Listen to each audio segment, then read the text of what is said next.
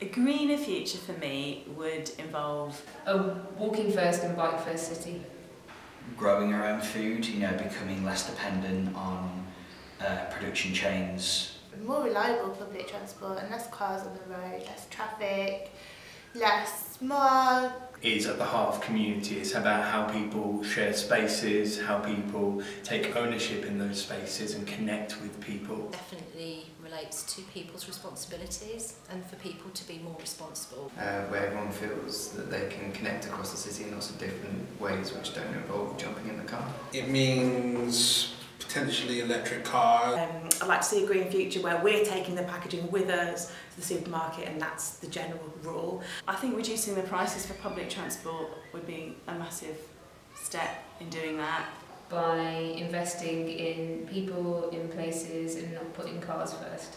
I think we need to do some more education around where all these great spaces are already. It means we look across the whole table in regards to what we can do to recycle, what we can do to reuse, and what we can do to actually make things last longer than their natural life. The important thing is to be mindful of our consumption, consume less, and be more responsible for the resources that we do consume. Grassroots and guerrilla gardening are quite key, because I don't think we can rely on the statutory services as much as maybe generations past have been able to. I think legislatively we also have to look at a way that this is not happening in the gaps, but we're actually championing this as part of a governmental movement as well as a people movement. Also waste disposal, more recycling and more conscious effort to separate our rubbish.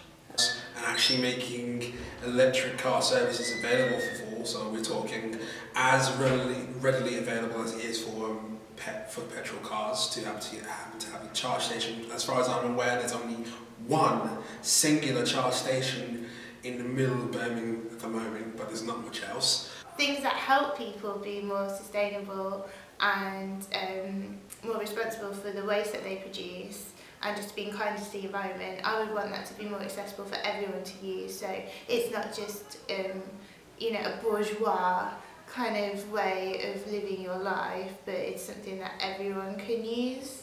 But there has to be really strong leadership which shows that there is no other option apart from a greener future. We have to start making some tough decisions, and that starts with really strong leadership, where people start saying these are going to be difficult choices, but we have to make them for the future. 40% of the CO2 emissions in the world are caused by animal agriculture, so it's massive.